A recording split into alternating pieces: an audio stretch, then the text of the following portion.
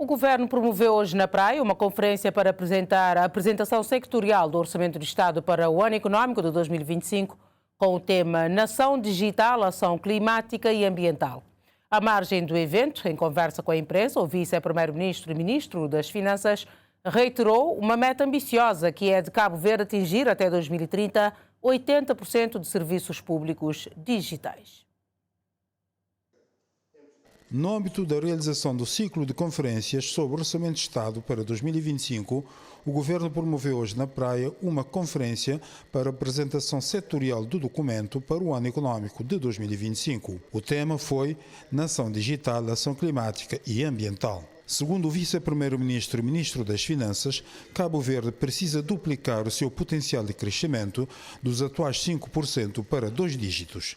Para atingir a meta preconizada, o país precisa apostar no capital humano, conectividades e mobilidades, transição digital, ação climática, diversificação da economia e também o setor privado, para proporcionar oportunidades de emprego aos jovens e mulheres. Vinca Olavo Correia.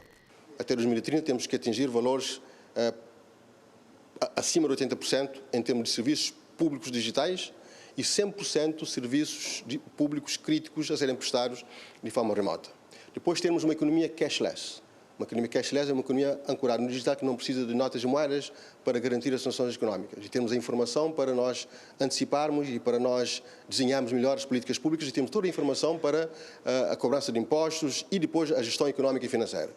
E, em terceiro lugar, toda uma economia de base digital ancorada no nosso Tech Park, para que possamos ter um tecido económico construído por micro, pequenas e médias empresas, para apoiar não só na governança digital, na economia digital, mas também produzir serviços e bens a partir de Cabo Verde e exportá-los para o continente africano e para o mundo inteiro, criando empregos qualificados, bem remunerados para os nossos jovens. Portanto, a aposta de Cabo Verde ser uma nação digital para estar conectada internamente, mas também com o mundo, de forma a amplificar as oportunidades para o país. Por outro lado, o governante realça as mais-valias da ação climática.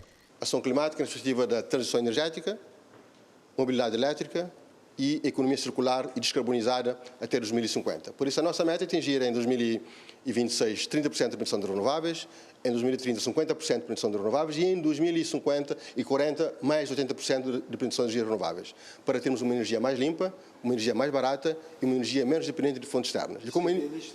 É realista, é ambicioso, mas é realista. Tudo isso deve passar também pela boa governação. Sem esquecer que é fundamental ter sentido de escala, assegura Olavo Correia, sem esquecer de frisar a transição energética. Precisamos de uma energia mais barata para termos uma água mais barata, para a água e para o consumo humano, e depois temos uma economia circular, para que possamos ter, daqui a 2050, uma economia descarbonizada, ancorada na transição energética, na economia, na mobilidade elétrica, mas também numa economia circular, para que possamos dar um exemplo ao mundo enquanto Cabo Verde como uma economia sustentável. A sessão de esclarecimento, que contou também com a presença de outros membros do Governo, serviu para se destacar as principais políticas e investimentos previstos, com ênfase na transição digital e no compromisso do país com a sustentabilidade ambiental e climática. O vice-primeiro-ministro e ministro das Finanças respondeu hoje às críticas do PAICV sobre o Orçamento do Estado para 2025. Olavo Correia afirmou que de 2016 a 2025 o Estado duplicou a intervenção na área social. Por outro lado, diz o governante, há mais de 1,5 milhão de contos para aumentar a massa salarial em 2025. O Governo não gostou das críticas do maior partido da oposição sobre o Orçamento de Estado para o ano de 2025. O vice-primeiro-ministro e ministro das Finanças diz que entre 2016 e 2025 o Estado mais do que duplicou a intervenção na área social. Quanto que nós investimos na área da proteção social em 2016 e comparar com os dados de 2025 para saber que mais do que duplicamos a intervenção na área social. Eu lhe pergunto só, quando é que foi criado o Rendimento Social e Inclusão? Quando é que foi reduzir a tarifa social para energia e água?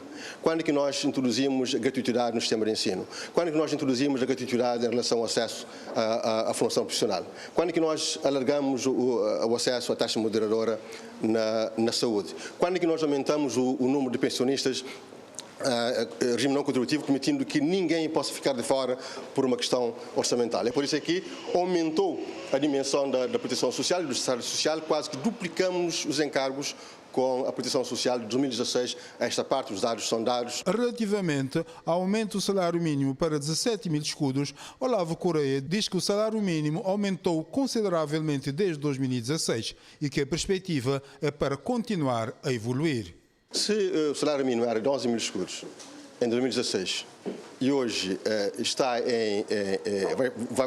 vai ficar situado o salário mínimo em 17 mil e nós temos um acordo para chegar aos 19 mil e aos 20 mil, eu não sei como é que ele pode haver algo negativo nisto. Isso é uma mudança, um aumento de mais de 50% no salário mínimo e abrange todos os colaboradores. É claro que o Estado paga acima do salário mínimo. O salário mínimo é o mínimo.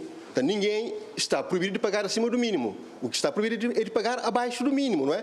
E nós queremos que o salário médio aumente. Já quanto às críticas do não aumento salarial para os trabalhadores cabo-verdianos na generalidade, o Ministro das Finanças contradiz o maior partido da oposição. Mais de 1,5 milhão de contos só do aumento da massa salarial.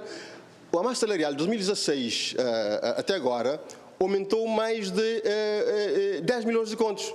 Há um aumento extraordinário da massa salarial nos últimos anos, sobretudo de 2024 e agora para 2025. Agora, é claro que todos querem um aumento salarial extraordinário, mas é preciso dizer que quem paga os aumentos salariais são os contribuintes. Portanto, quanto maior for a massa salarial, maior é a pressão fiscal. E nós temos que ter um equilíbrio entre a pressão fiscal e aquilo que são as necessidades que nós temos de aumentar a massa salarial. Governo e PAICV com leituras dísparas sobre o Orçamento de Estado para 2025.